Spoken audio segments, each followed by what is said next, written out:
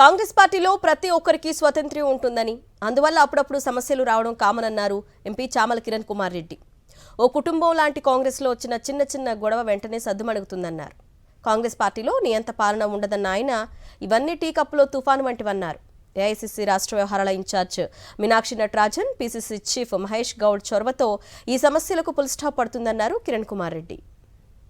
కొండా సురేఖ గారు general secretary in charge Meenakshi Natarajan గారిని కూడా కలిసి చర్చ చేస్తున్నారు. ఎక్కడో కమ్యూనికేషన్ ప్రాబ్లం ఉందని చెప్పి పీసీసీ అధ్యక్షులు ఆల్రెడీ చెప్పడం జరిగింది.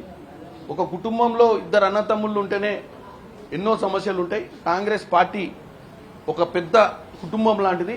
అప్పుడప్పుడు దీంట్లో మనస్పర్ధాలు వస్తుంటాయి.